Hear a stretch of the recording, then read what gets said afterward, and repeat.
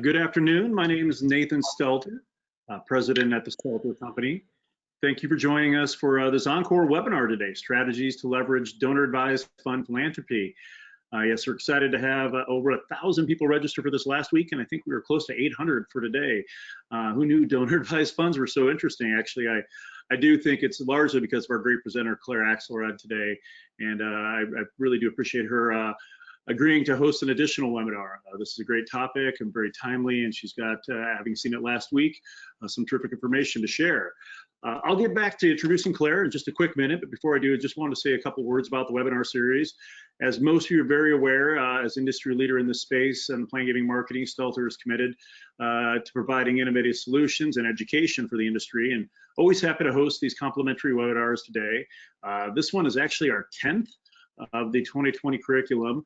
We've got a couple more slated for this year from Johnny Hayes, talking about eliminating delays in obtaining IRA death proceeds, as well as the infamous Dr. Russell James sharing his most recent observations around baby boomers. And as always, not only with accessing previous archives of webinars, but registering for the upcoming webinars, you can visit our website at www.stelter.com/webinars. And we'll be happy to send an invite as we get closer to those dates. So back to our presentation today. As I mentioned, our presenter for the second week in a row is Claire Axelrad. She's a fundraising visionary with over 30 years of frontline development work, raising millions for a variety of nonprofits that you can see on your screen there, largely throughout the Bay Area, and doing some amazing work. I've followed Claire for quite a while and have been working, reading her stuff on her award-winning blog Showcase, which has actually earned her a variety of awards, including AFP's Outstanding Fundraising Professional of the Year. Claire is principal and founder of Clarification, which is an online year-round fundraising school where she teaches the CFRE course that certifies professional fundraisers.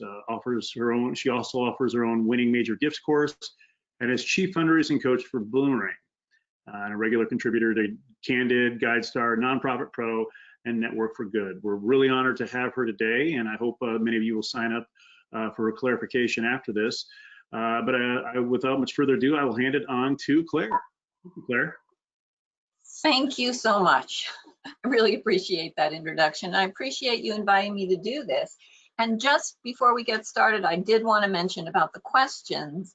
If you enter in a question, I am trying to compile a document with all the questions that I will send out to you afterwards, or that Stelter will send out to you afterwards. So don't be shy about that. So thank you all for joining us. I am really excited to talk about this issue because the use of donor-advised funds as a means for individuals to make philanthropic gifts continues to rise. And in fact, the last time I looked, they accounted for almost 13% of overall philanthropy, and that compares with just 4.4% in 2010. The number of accounts, of individual DAF accounts, has increased more than 200% in the past 5 years. So this is a type of philanthropy that was once reserved only for mega donors who could afford to set up their own private foundations. They're now setting up donor-advised funds. And I really want you to pay attention to this because this is a big bucket full of potential gifts for your charity. So the number of donations and the number of distributions has been increasing every year for the past 9 years. We're talking not just millions of dollars, but billions of dollars.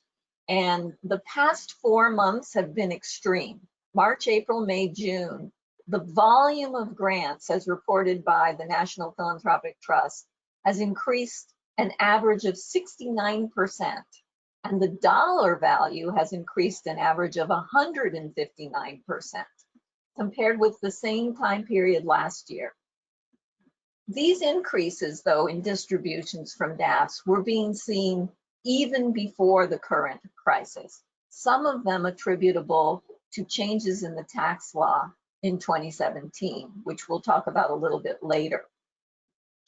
The 2020 fiscal year, so that includes 6 months or more before COVID hit us, saw dollar distribution increases over the previous fiscal year at all of the major donor advised fund repositories. And you can see some of them here on your slide. If you're worried, well, gee, I think there's going to be an economic depression coming up and people are not going to give so much, there is a University of Pennsylvania study that shows grant making from donor advised funds compared to grant making from donors' own personal checking accounts tends to be particularly resilient during economic downturns, which makes them a really good rainy day source of funding for charities.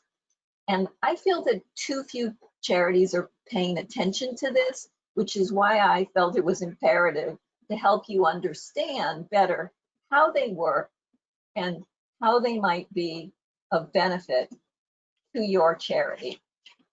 And this is particularly timely right now because some of you may be aware there's a San Francisco couple, Jennifer and David Risher, who set up a 1.4 million challenge. They set it up in May to challenge donor advised fund holders to commit to grant out half of the money in their donor advised funds to as many charities as they wish by September 30th of this year.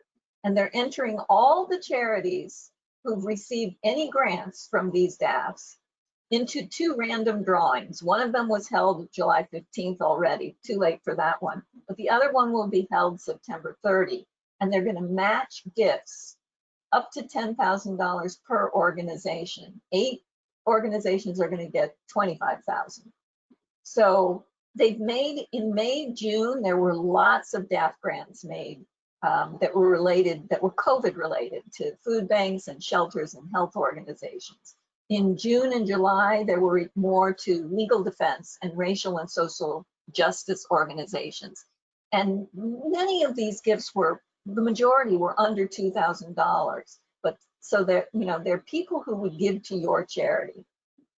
So again, why do I think having a specific strategy to seek and steward DAF donors is so important?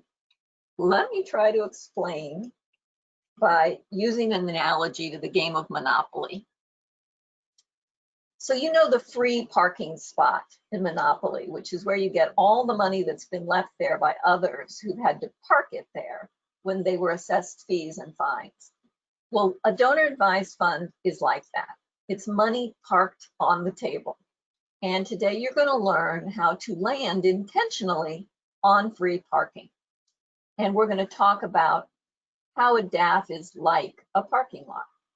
So first, before we get into it, I'd just like to launch a quick survey, Jen, to find out what your current knowledge is. So if you're at what the heck is a DAF, click that. We get DAF money, but we don't seek it out. Or we have strategies to proactively seek DAF money. Or we are really zooming along. We proactively seek it, we strategically cultivate, and we steward these donors.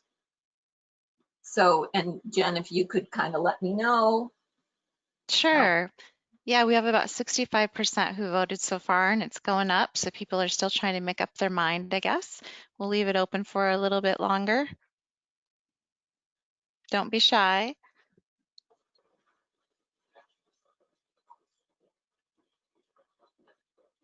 Okay, we're holding pretty strong at 77%. I'm going to go ahead and close the poll, and I will share the results.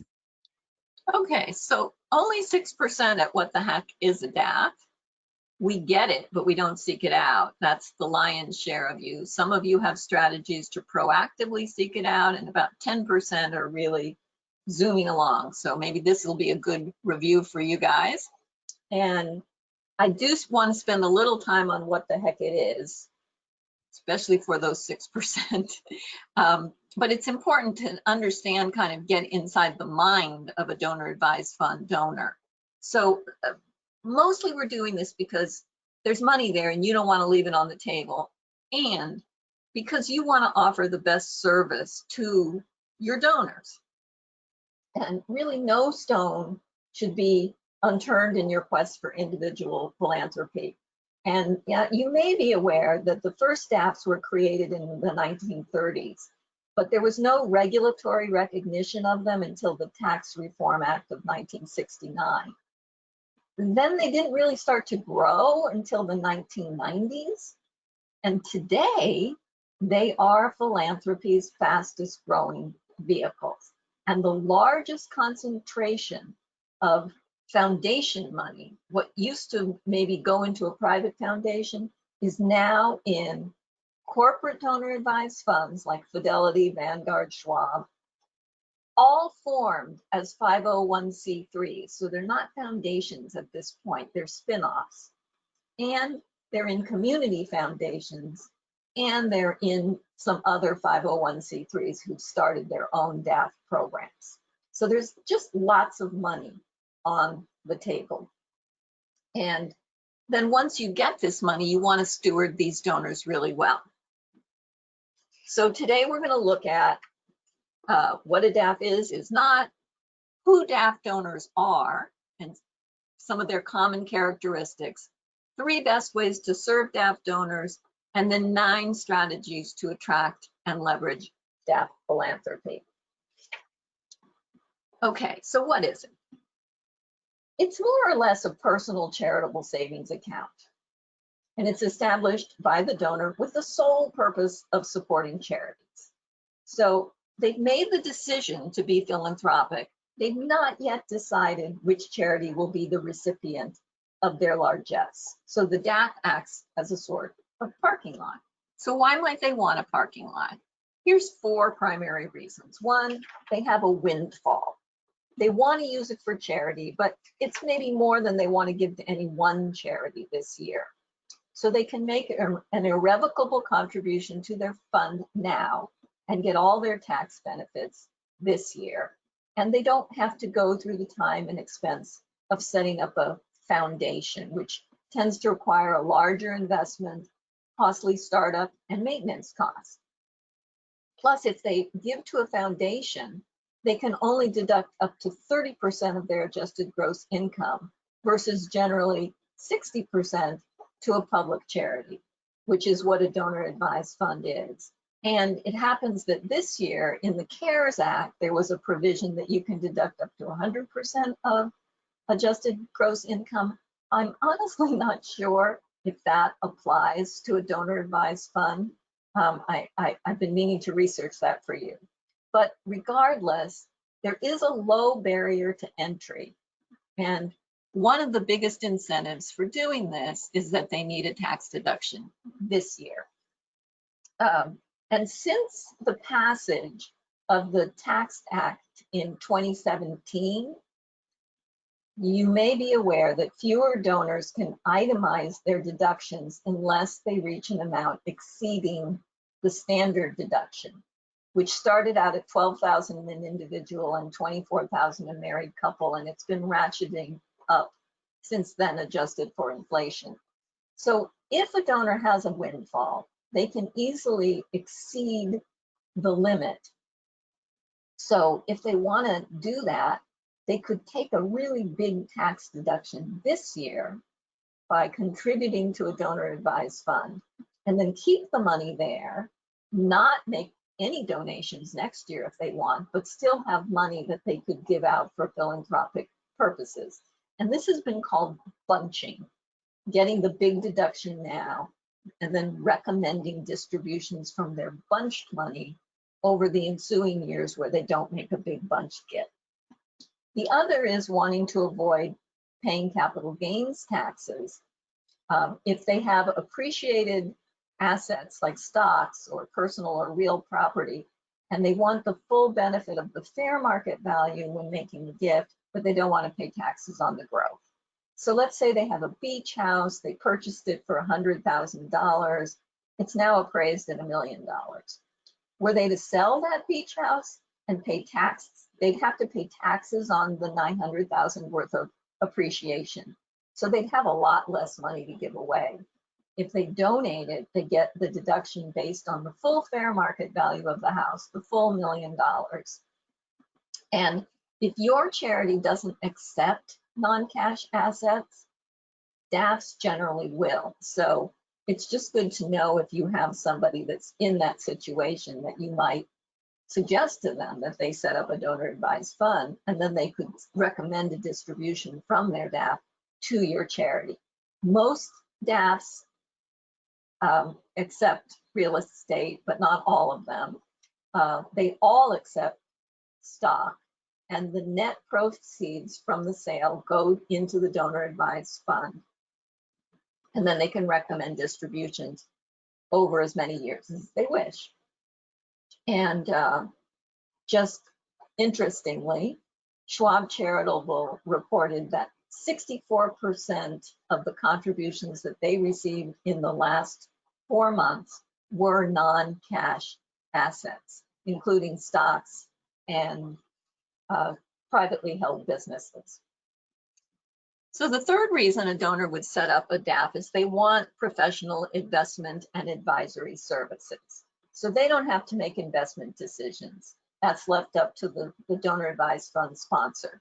The money grows tax-free because it's all eventually going to a charitable purpose. So that means there's more building up that they can grant to charity in the long run. And the administrator provides useful services. They'll vet the charities. They'll send the donor one receipt they can use for tax reporting purposes so they don't have to collect receipts from multiple charities. And they also write all the checks for them to the charities. And then the fourth reason related is just the convenience of this centralized Evergreen Philanthropic account. They like being able to just recommend distributions for as many years moving forward as they wish until their death or the death of any named successors. It gives them time to decide and be thoughtful. So there's multiple reasons why they would do this. And I put them all together for you on one slide so you can look at that later because you're going to get this. And now I want to look at not just the what, but the who. Oops. Okay, let's skip that. Okay. So there's 6 common characteristics of DAF donors. They're not the same as the stereotypical foundation donor who establishes a multi-million-dollar repository for philanthropy. Because a DAF is easy to establish and has low overhead and has no strict distribution requirements, a broad spectrum of donors participate. The minimums to establish them vary, but initial gift is usually at least $5,000, and then later contributions can be smaller than that. And if you think that they're all just big, ginormous pots of money, they're not. Fidelity reports that 57% of their DAFs have balances of less than $25,000. Now, several thousand of them have balances of over $1 million, but you know, there's just a huge range. And the common characteristics of the people who give to DAFs are they don't give on a whim. They're really serious about philanthropy. And that's why they've set up a formal charity distribution vehicle. Unlike private foundations, they really do tend to want to give and make an impact today. And there's been a lot of criticism of donor advised funds for not having minimum required distribution. Yet, most of them give it away quickly. 38% of the money gone is gone within the year, and 74% of the money is out within 5 years. Most donor advised funds are not set up to last in perpetuity. They're set up not to last beyond 2 generations. And foundations, you know, are set up in perpetuity, and they are required to give a minimum of 5%, which is generally what most of them do.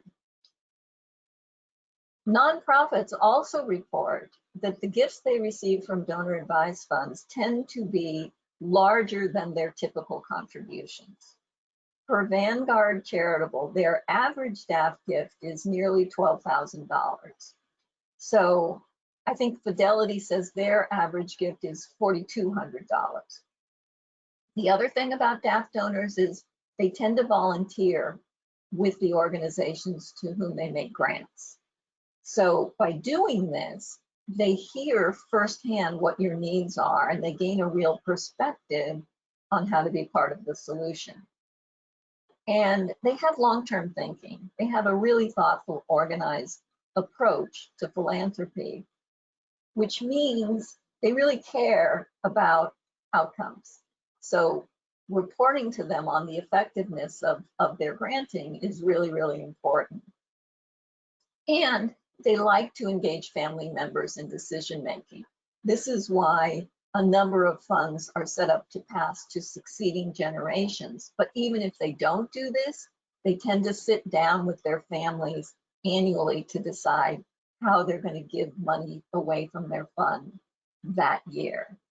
And sometimes children who are named as successors will give to their parents' fund in honor of a special anniversary or other occasion. So how do you best serve these DAF donors? Well, I think there's three best ways, and they really have to do with impact and outcomes. I'm going to read you this quote from Stanford Social Innovation Review. DAF giving is rooted solidly in the donor's desire for greater impact, both in terms of maximizing financial resources for giving, but also for creating a more organized and thoughtful approach to philanthropy, including selecting which nonprofits and projects to fund. So research from Fidelity Charitable and this recent article that I'm quoting from that was called How Nonprofits Can Help Donor-Advised Fund Philanthropists Listen and Learn shows that donor-advised fund holders are kind of predisposed to value feedback. They really want to know about what they're giving to, and they're really hungry to help you pilot specific projects. They want to validate what works. So you really want to put your impact out there. And once the gift is made, you really want to validate the fact that the donor made a really good decision. So let's look a little more closely at each of these three service areas. The first being showing impact everywhere you can. So you're really wanting to show you're DAF worthy. And this means basically fundraising and nonprofit marketing fundamental 101. Put your impact out there on your website, your blog, your e-newsletter, your email, your social media. If your website is kind of old and egocentric and it's just focused on facts and figures and processes, you're not going to impress these people. So make sure your website is sharing emotional, impactful stories. Make sure you've got some videos, some photos, some testimonials that specifically demonstrate your beneficial impact. Testimonials from donors who gave through their donor-advised fund are gold up there. And you want to make sure your website is optimized for search so that donor-advised fund donors who are looking to help in your particular area of expertise are going to easily find you.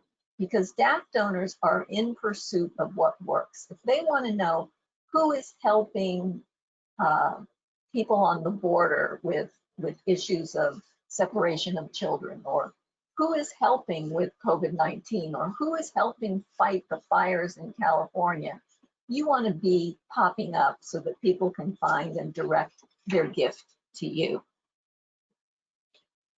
Tell what was accomplished to the donors. They need regular reports.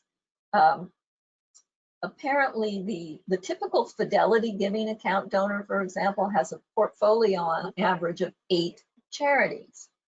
So they're going to recommend a grant of 10,000. They're going to recommend a grant of 10 million. Who knows? But they're doing it based on the larger vision and goal that they have of addressing particular needs in the community and making a dent in broader social problems. So you want to help them connect connect the dots in their portfolio. And so you're competing with other charities. If other charities that they're giving to are giving them great reports and you're not, then next year they're going to not give to you, they'll give to those other charities. So make sure, again, Fundraising 101, send a warm thank you right away with some stories of impact. Ask for their feedback. Listen for insight on the areas of needs and challenges and opportunities that they care about. Talk to them. Don't treat them differently just because their money came from a third party, from a DAF sponsor. And if you can't talk directly to the donor, talk to the donor's administrator and ask them to share your feedback with the donor. So that brings me to meeting with local DAF sponsor organizations. You can't always meet with a Fidelity or a Schwab, but you can meet with your local community foundation or your United Way or your local Jewish Federation. Find out who oversees the DAF distribution recommendations there. Reach out to let them know that you exist and see if you can set up a meeting with them face-to-face to let them know you'd love to work with them to further their DAF donors' interests. Often, these advisors are looking for organizations like yours to recommend because that makes them look good to their donors. So you're providing them with an invaluable service of on-the-ground insight into root causes of problems and opportunities for their donors to make a difference. So get on their radar because these folks influence millions of dollars of philanthropy. Okay, let's move on to these 9 strategies to attract and leverage DAF philanthropy. We're going to go through them one by one, so I'm not going to read them here. But the first one is become a sleuth. So look at DAF donations to other organizations, either local or within your field of operations, to get a sense of whether any of your supporters might have a DAF fund. So you can look at annual reports from organizations that are traditional repositories of DAFs, like your local community foundation, United Way, Jewish Federation. And you can also look at annual reports of local charities to see if you see in there, oh, you know, there's a gift from the Joe and Jen Generosity Fund. Joe and Jen Generosity are our donors, didn't know they had a DAF. Now we know, and we can maybe ask them if they'd like to make a distribution to us from their DAF. You can also look at some of these other charities, and I haven't looked at all of them. Many of them, it's hard to find who the donors are, but you may be able to find some of them, and it's worth taking a look. The next strategy is, again, to look for hints as to your donor's interests. So if you're a comprehensive human services program, you notice your donor supported a homeless shelter in your community through their donor advised fund, call up that donor, see if you can meet to talk about the services your organization provides to address the specific problem of homelessness. Maybe they didn't know you did that. Or let's say you're an arts organization. You notice your donor provided high school scholarships someplace else from their fund. Meet to talk with them about the stipends that you provide for low-income high school students to attend performances. Often donors are not aware of the full depth and breadth of what you do. The next strategy is simply ask your donors if they have a DAF. It can't hurt to ask.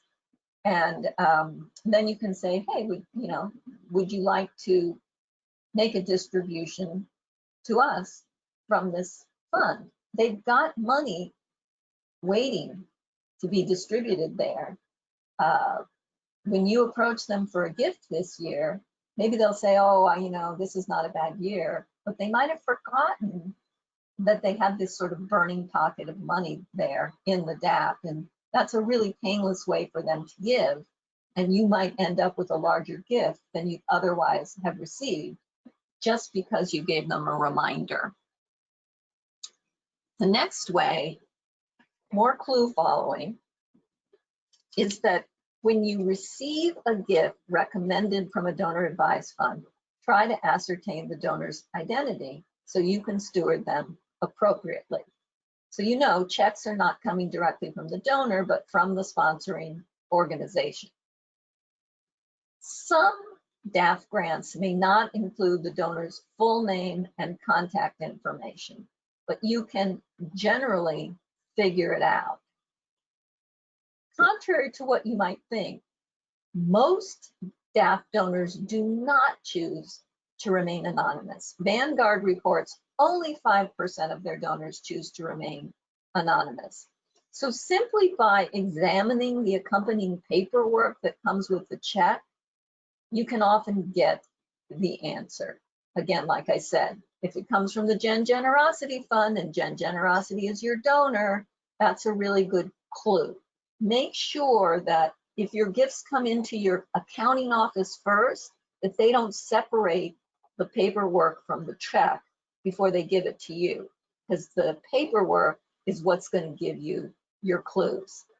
The other thing you can do, if you really can't tell, is look at past donor advised fund recommendations to you to see if you find something that looks kind of similar among your donors, especially if you've got some donors who regularly give through donor advised funds and they've not yet given to you, to your knowledge. Call them up and say, hey, is this from you? And if it wasn't from them, it's a good reminder to them that they haven't made their gift yet. The next strategy is simply to promote the fact that you accept donor advised fund gifts.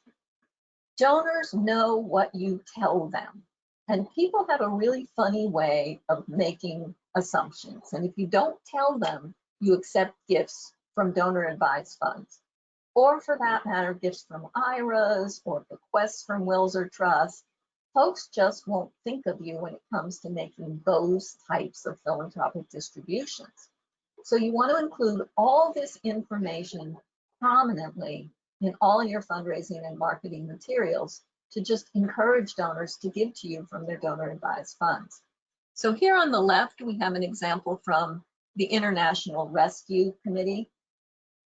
And on the right, we have one from Jewish Family and Children's Services, where I actually set up their donor advised fund program. And you can just see that they're calling out that one way you can give is through your donor advised fund. And there are, you'll see the International Rescue Committee says, if you have a DAF, you can simply fill out the DAF direct form on this page and log into your account. So there are widgets that you can put on your site, and we're going to get to that in a second. But I want to look at one other promo example. This is from Jewish Family and Children's Services. And what I really like about this is that it's a donor profile. So it provides a testimonial, which is really good. This keys into the, I don't know if you know Robert Cialdini's Principles of Persuasion and Influence. Excellent book, highly recommend it. It's got all these principles that apply in spades to fundraising.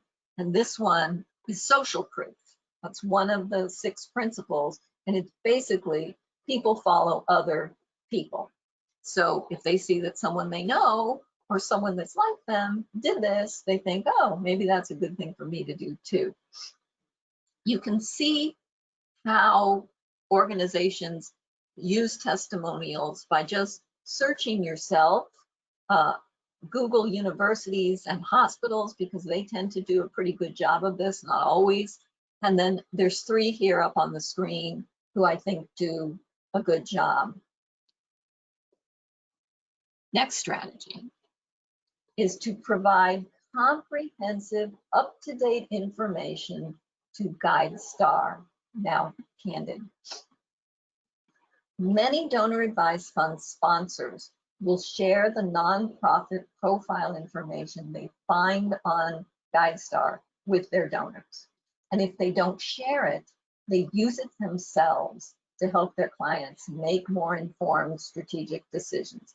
Vanguard Charitable, for example, says that as they research charities for their clients to support, they make more than 15,000 searches, not a year, but every month on Guidestar. So this is a vastly underutilized resource in general by charities. Even if DAFs were not to exist at all, there are tens of millions of donors who use this resource. And you should really be putting your best foot forward on your 990s. And there are spaces in the 990 where you can describe your programs. So you don't really want to leave this just to somebody in the accounting office to fill out. So go meet with them and talk to them about some of the kind of more inspiring language that you can put in there, because it's really the cheapest advertising around. The next strategy is really huge, and this is part of Fundraising Fundamentals 101, is to steward these donors appropriately. So what you want to do is put into your database who the donor is, which might be Vanguard Charitable Fund, but then also soft credit your donor in your database so you can build a record of their giving and treat them appropriately. So they should get a timely thank you letter. And you want to then include them in whatever processes you have for stewarding donors at this amount. Don't make the mistake of hesitating to contact these donors directly, presuming that because they're giving through a DAF, they want to keep their distance. Most of them don't. So remember that saying thank you is just about the most important thing you can ever do in stewarding a donor. Thank you establishes trust, lets them know that you know that they gave to you. They kind of want to know that. So let them know and reassure them that they're making the impact they intended to make. And then take the step of also thanking the DAF sponsor. Because remember, the folks running these funds are people too. And if you build a positive relationship with them, they just may then recommend you to other donors who are looking to enact the values that your organization enacts. The next thing is that you don't want to confuse donors. You have to remember that they've already received a tax deduction for their giving. So you don't want to intimate they can double up on this. So don't use your standard thank you letter that thanks them for their tax deductible gift. A good way to handle this is simply, thank you for your $250 gift made from your generosity donor advised fund. This gives a heads up to their accountant not to double count this when they prepare the donor's tax return. It doesn't get you in any hot water. You also want to make sure that you don't ask the DAF sponsor to let you know that this gift fulfills the donor's pledge. So it used to be a complete no-no to have a gift fulfill a pledge. You had to be careful to not even mention this to your donor when you thank them. Now, the IRS has eased up on this recently. They issued a notice and you can rely on it. They said it's okay if you use intent to give, because an intent to give is not legally binding like a pledge. But the donor advised fund sponsor is still not allowed to put this in writing. So if you have a campaign going on and you're wanting to have this gift from the fund fulfill the campaign pledge, don't go to the donor advised fund sponsor and ask them to give you a letter saying that. That's kind of just between you and the donor. And just remember, you cannot tell the donor they're going to receive anything of value from this donor advised fund gift because they've already taken a straight deduction. And this means no gifts for raffles, for auctions, for event tickets. The IRS used to allow bifurcated payments, where the donor could subtract the fair market value of the item and the recommended, the fair market value of the item and the deductible part. So they could give you an amount for the gala ticket separately from their own checking account that covered the cost of the meal, for example, and then recommend the balance from their donor advised fund. The IRS has issued a notice now that says, no, that's no good anymore. They believe that mere attendance at the event, mere right to enjoy the benefits, is considered an incidental value. Another common pitfall where stewardship goes awry is that you don't have your staff trained to spot and appropriately enter DAF gifts in the database. So again, you want to double enter them, and you want to make sure that you soft credit the donor, the individual donor. And then if you're pulling reports for stewardship purposes or mailing messages purposes or recognition purposes, if you're pulling a report, say, of $100 plus donors, but you're not telling your query to include donors with soft credits on $100 plus, you're going to grab the DAF sponsor, but not the donor. And soft credits are easily missed by a lot of CRM standard selects. So that's something to be aware of. And next, you want to prioritize proactive engagement with DAF donors. So I like to consider them a special segment for donor cultivation, particularly since they like to volunteer and they tend to involve their families a lot in their philanthropy.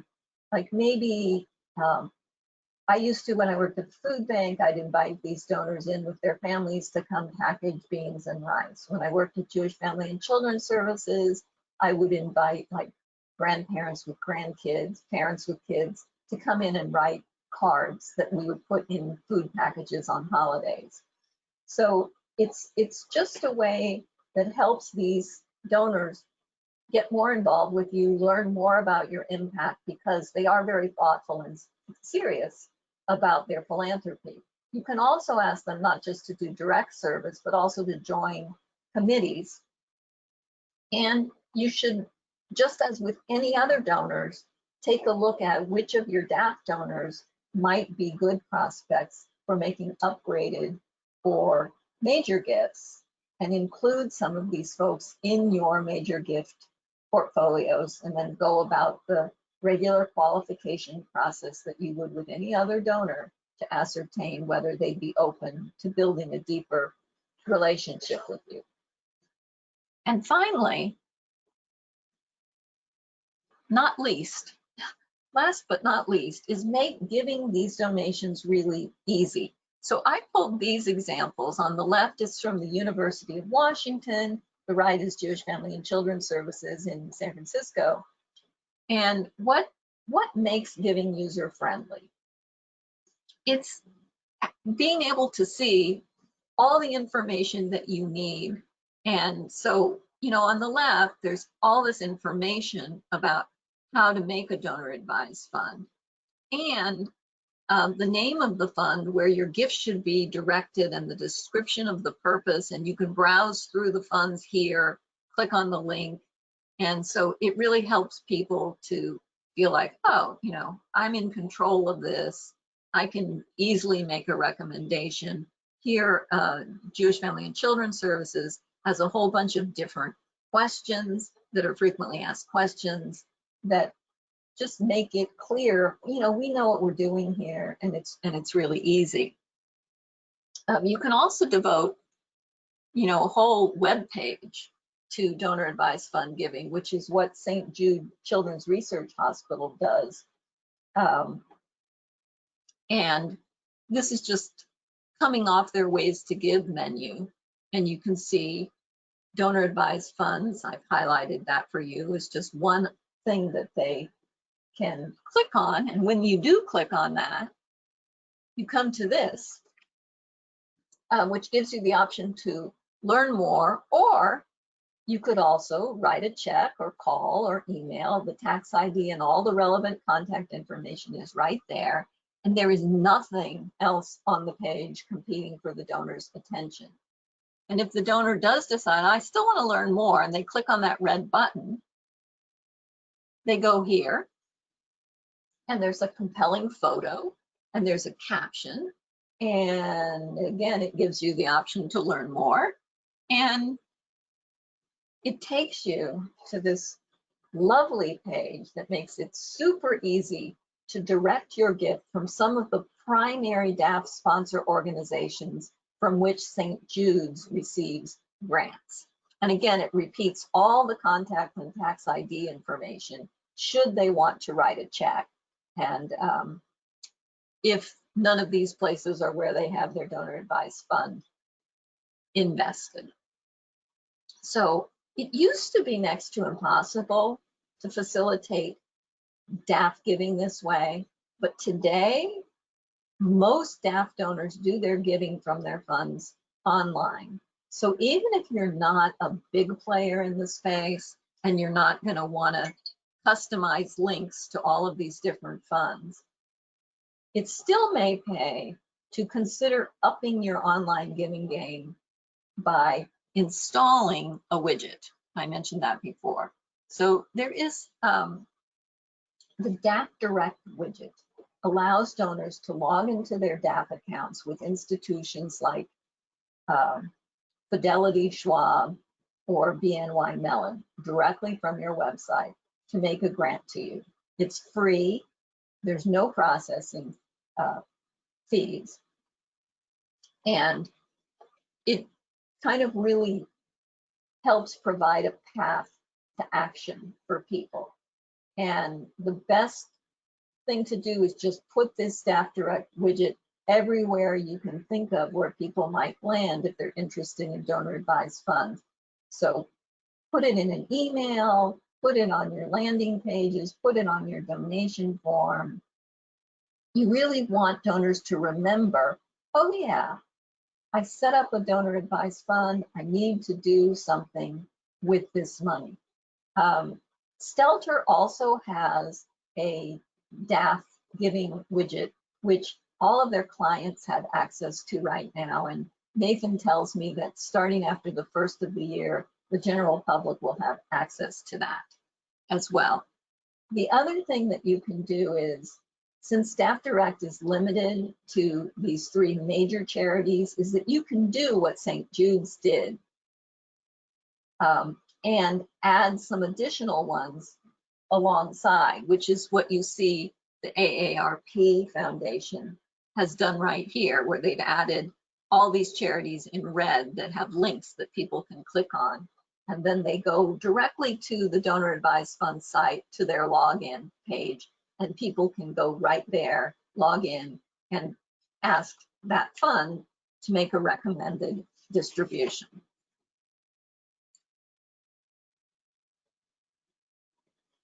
So here's another example for you. And gosh, I don't even remember where this one was from, but again, oh, it's the Nature Conservancy. And then you see they have these three, 1, 2, 3, piled up one on top of each other. Just manage your giving simply, effectively, request information. The widget is then in the middle, and then they have a donor testimonial at the bottom. So I just wanted to conclude by saying, please don't turn a blind eye to donor advised fund support. Try to get more systematic with your DAF promotion and your DAF donor cultivation. Not only are there more and more and more of these funds, they've increased like 60% just over the past year, but they are growing, growing, growing every year, faster than any other charitable giving vehicle. So try to prioritize this year to learn more about this subject, to be on the lookout for donor advised fund donors, make a plan to promote the fact that you accept these gifts, and then make a plan to cultivate and steward these very special donors. So thank you again for doing the important work that you are doing, making our world a more caring and much better place. It's really, really, really important stuff you're doing. And we might have time for a couple questions, Jen. We do. We have a few minutes. So I'm going to go ahead. Let's see. We have one from Mary Ann, and she's asking, can a donor put their real estate into a DAF upon their death? Will the DAF institution sell the property for them? Okay, so I want to caveat everything I've said by saying that I am not giving you professional legal and financial advice. You should always consult with your own advisors. I'm telling you what I understand to the best of my knowledge. You can do what's called a testamentary donor advised fund and put it in your will that you want a certain amount of money or the balance of your estate to go into a donor advised fund. And yes, if that donor advised fund accepts real estate, they would be able to accept the real estate, sell the real estate, and then the balance, the net proceeds would go into the fund. And the donor can indicate a range of charities or even the field of interest that they would like their philanthropy to go to. Okay, thank you. We have quite a few people that wanted to know if you could repeat the name of the book that you had referenced when you were going through the social principles.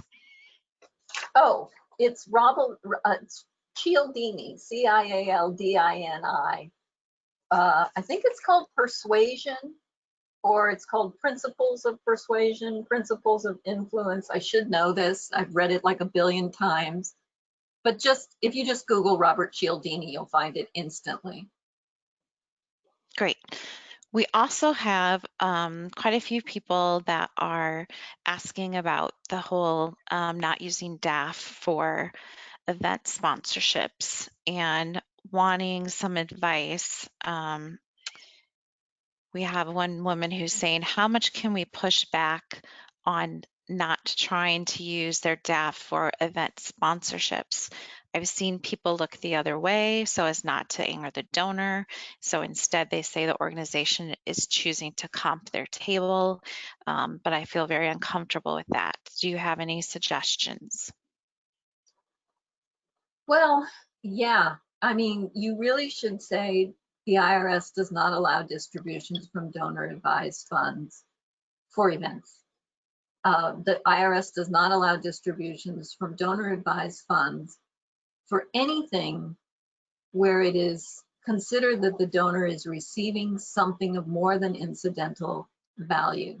And the fact that they're getting a table or their name in lights or any of that is considered incidental value.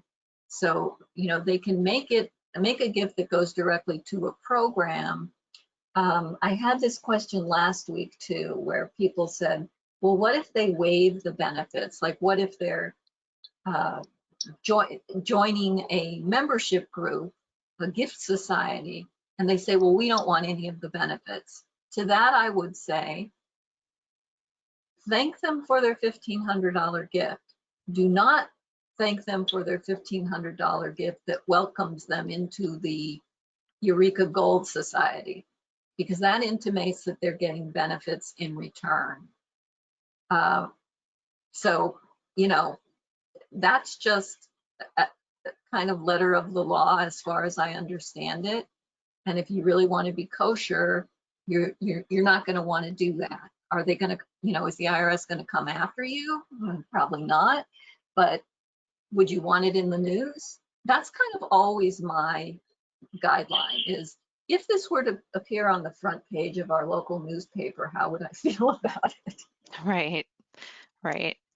We will finish up with one last question from Mike, and he's wondering, are there nonprofits that do not accept DAFs, and why would they not accept them? There's absolutely no reason not to accept it. It's just money coming out of a different checking account, really.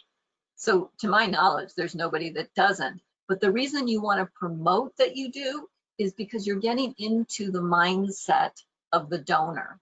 And, you know, donors sometimes think, oh, I can't leave a bequest to that charity because I don't see it anywhere on their website that they accept bequests.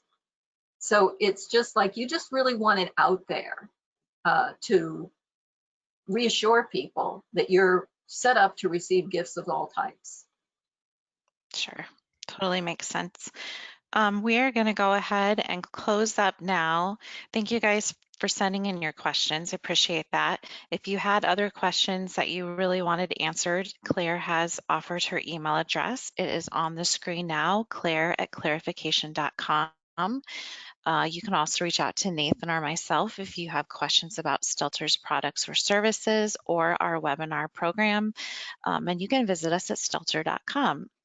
Finally, we did record the presentation today, and we will offer the recording and the presentation handouts on our website at stelter.com/webinars. Look for that to be ready by Monday, and I will send out an email to all of you to let you know when it's there. So if you just want to wait for my email, that will work fine. And then I think, Claire, you just had a couple words you wanted to say in closing. Yeah. So first of all, I just want to tell you, don't forget to grab my free donor thank you calls ebook that's on clarification. And I hope you'll consider enrolling in clarification school, which you'll get all sorts of tips like this, all my content. And my motto is if I know it, I want you to know it.